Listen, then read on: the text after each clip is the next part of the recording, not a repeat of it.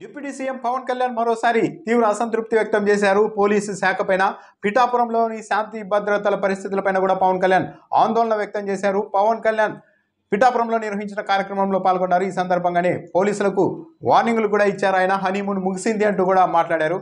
అయితే పిఠాపురంలో నేను కలెక్టర్ని అడగండి, ఎస్పీని అడగండి, నేను ఒక్కరిని కూడా సిఫార్సు చేయలేదు అంటూ పవన్ కళ్యాణ్ చేసిన వ్యాఖ్యలు కూడా ఇప్పుడు చర్చనీయాంశం అవుతున్నాయి. ఇక్కడ పవన్ కళ్యాణ్కు సంబంధించిన సొంత నియోజకవర్గం అయినప్పటికీ ఇక్కడ పోలీసు అధికారులు, మిగిలిన అధికారులందరినీ ప్రభుత్వాన్ని శాసిస్తున్న ఒక మంత్రి కనుసన్నల్లోనే నియామకాలు జరిగాయి. పవన్ కళ్యాణ్కు ఇది నచ్చలేదు, పవన్ కళ్యాణ్ సిఫార్సు లేకుండానే ఈ నియామకాలు జరిగాయన్న ఒక చర్చ కూడా ఇదివరకు నుంచే ఉంది. అయితే ఇప్పుడు పవన్ కళ్యాణ్ ఆ వ్యాఖ్యలకి, ఆ ఆరోపణలకి బలం చేకూర్చేలాగా కొన్ని వ్యాఖ్యలు చేశారు. పిఠాపురం పట్టణంలో చిల్లర దొంగతనాలు పెరిగాయి అని మాట్లాడారు. అంటే ఇప్పుడు పెరిగాయని చెప్పారు. పిల్లలు గంజాయికి అలవాటు పడ్డారు, 100-200 కూడా లాక్కొని వెళ్ళిపోతున్నారని కూడా మాట్లాడారు.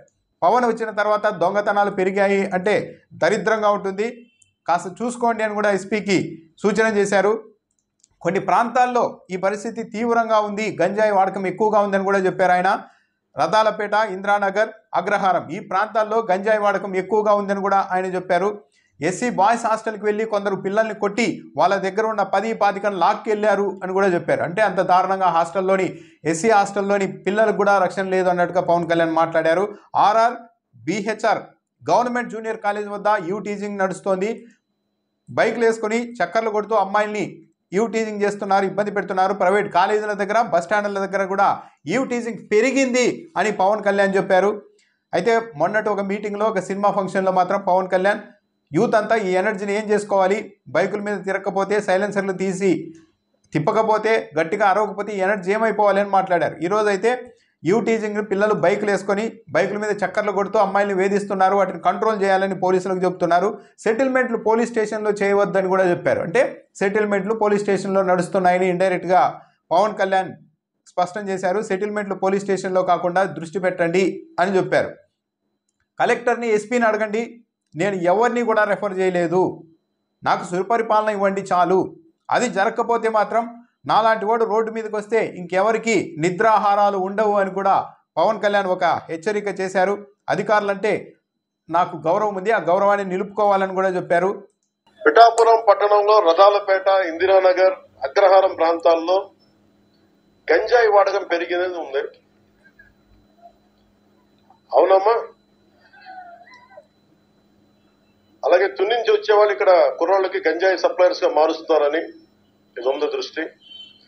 అలాగే మొన్న ఎస్సీ బాయ్స్ హాస్టల్లోకి వెళ్లి కొంతమంది పిల్లల్ని కొట్టి 10-25 రూపాయలు లాక్కొని హాస్టల్లో వాళ్ళని డబ్బులు తీసుకున్నారని చెప్పారు.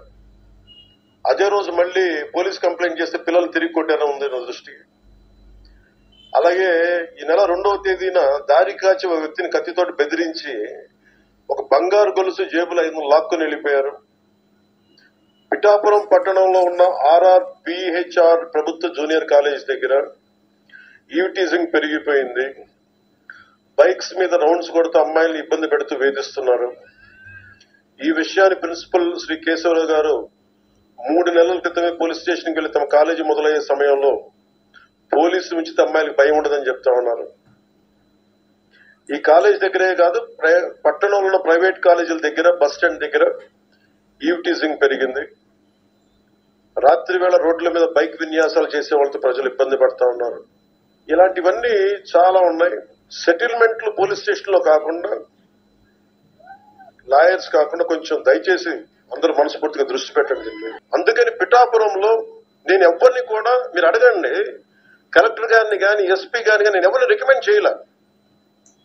నేనేం చెప్పానంటే, నేను ఎవరిని వెండేట ప్రభుత్వం, మీరు గత ప్రభుత్వంలో మీరు పనిచేసి ఉండొచ్చు, నాకు తెలియదు, నేను అన్ని మర్చిపోతున్నా, గతం అంతా మర్చిపోతున్నా. ఇప్పుడు ఫ్రెష్ గా ప్రారంభిద్దాం. నేను మిమ్మల్ని జడ్జ్ చేయను. నాకు ఇవ్వాల్సిందల్లా సుపరిపాలన ఇవ్వండి. తన మన అని భేదం లేకుండా అందరికీ సమాన న్యాయం చేయమని అంటే, అది జరగకపోతే మటుకు మళ్ళీ నాలాంటి వాడు వచ్చి రోడ్ల మీద తిరిగితే ఎవరికి నిద్రాహారాలు ఉండవు. అక్కడ దాకా తీసుకెళ్ళదు.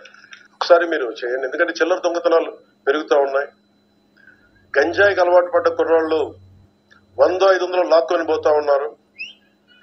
దొంగతనం చిన్నదే కావచ్చేమో కానీ ఊళ్ళల్లో నోటి మాట ద్వారా దొంగతనాలు పెరిగాయనేది మొదలైతే పవన్ కళ్యాణ్ వచ్చి దొంగతనాలు పెరిగినాయంటే చాలా దరిద్రంగా ఉంటుంది. దయచేసి అది చూసుకోండి.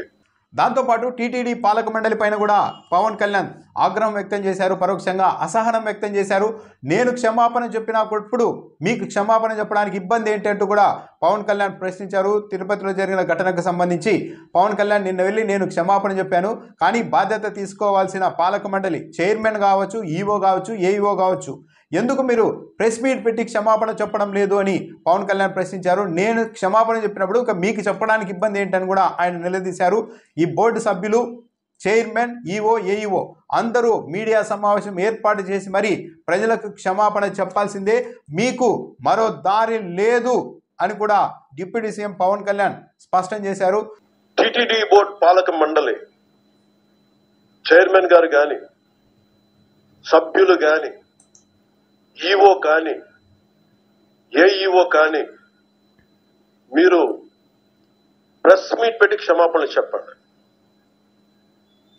నేను క్షమాపణలు చెప్పినప్పుడు మీకు క్షమాపణలు చెప్పడానికి నా మనిషి ఏంటి? బాధ్యత తీసుకోండి, బాధ్యత తీసుకోవాలి. ఏఈఓ వెంకయ్య చౌదరి గారు కానీ, ఈఓ శ్యామలరావు గారు కానీ, చైర్మన్ బిఆర్ నాయుడు గారు కానీ, టిటిడి బోర్డు సభ్యులు, పాలక మండలి సభ్యులందరూ కానీ మీరందరూ వచ్చి ఒక్కొక్క వ్యక్తి గురించి కథ వింటప్పుడు మీకు బాధ అర్థమవుతుంది. క్షమాపణలు చెప్పండి. మీరు క్షమాపణలు చెప్పి తీరాలి, వేరే దారి లేదు మీకు. మీరు క్షమాపణలు చెప్పడం వల్ల పోయిన ప్రాణాలు తిరిగి రావు. సో పవన్ కళ్యాణ్ చెప్పారు క్షమాపణ, నేను చెప్పినాడు మీకు చెప్పడానికి ఇబ్బంది ఏమంటున్నారు. మరి chairman BR Naidu, EO Shyamala Rao, AEO Venkaiah Chowdary వీళ్ళంతా క్షమాపణ చెబుతారా, లేకుంటే పవన్ కళ్యాణ్ వ్యాఖ్యల్ని లైట్ తీసుకుంటారా? అసలు పిఠాపురంలోనే పరిస్థితులు బాగోలేవు. టీజింగ్ పెరిగింది, గంజాయి వాడకం పెరిగింది, చిల్లర దొంగతనాలు పెరిగాయి, గవర్నమెంట్ హాస్టళ్లలోనికి వెళ్ళి పిల్లల్ని కొట్టి 10-15 ఎత్తుకెళ్లే పరిస్థితులు వచ్చాయి, పోలీస్ స్టేషన్లో సెటిల్మెంట్ జరుగుతున్నాయి. అట్ ది సేమ్ టైం కలెక్టర్ని, ఎస్పీని అడగండి, నేను ఎవరిని రెఫర్ చేయలేదు అని పవన్ కళ్యాణ్ అంటూ ఉన్నారు. అంటే పిఠాపురంలో పోలీస్ వ్యవస్థ సరిగా లేదు అని పవన్ కళ్యాణ్ స్పష్టంగా చెప్తున్నట్టుంది. ఇవన్నీ కంట్రోల్ చేయాలని చెప్తూ ఉన్నారు. లేని పక్షంలో తానే రోడ్డు మీదకి వస్తాను, నాలాంటి వాడు రోడ్డు మీదకి వచ్చినప్పుడు మీకు నిద్రాహారాలు ఉండవని కూడా పోలీసులకు పవన్ కళ్యాణ్ హెచ్చరికలు జారీ చేస్తున్నారు. సో ఏదో సంథింగ్ రాంగ్, అంతా సవ్యంగా లేదు, పవన్ కళ్యాణ్లో ఎక్కడో అసహనం ఉంది, ఆయన అనుకుంటున్నట్టు ఈవెన్ పిఠాపురంలో కూడా జరగడం లేదా అన్న అభిప్రాయం అయితే పవన్ కళ్యాణ్ వ్యాఖ్యల ద్వారా వ్యక్తమవుతోంది. అయితే ఇక్కడ గమనించాల్సిన అంశం ఏంటంటే డిప్యూటీ సీఎం కావాలని క్షమాపణలు చెప్తే సరిపోతుంది అన్నంత తేలిగ్గా ఈ వ్యవహారాన్ని మార్చేందుకు ప్రయత్నిస్తున్నారా? మనుషులు చనిపోయిన తర్వాత టీటీడీ వీలైతే టీటీడీ పాలక మండలి రాజీనామా చేయాలి, మరి ముఖ్యంగా చైర్మన్, ఈఓ, ఏఈఓ పైన రాజీనామాలు చేయాలన్నంత స్థాయిలో ఒత్తిడి వస్తూ ఉంటే కేవలం క్షమాపణ చెప్తే సరిపోతుంది అన్నట్టుగా పవన్ కళ్యాణ్ ఈ వ్యవహారాన్ని మార్చుతున్నారా అన్న అభిప్రాయానికి కూడా తావిస్తోంది. ఎందుకంటే కేవలం క్షమాపణలు చెప్తే సమసిపోయేంత చిన్న విషయం కాదు, దీనికి బాధ్యత వహించాలి. ఏదో బదిలీలు, చిన్న చిన్న సస్పెన్షన్లతో కాదు, ఇంకొకసారి ఎవరైనా కూడా ఇంత నిర్లక్ష్యంగా ఉండడానికి భయపడేంత స్థాయిలో చర్యలు ఉండాలి.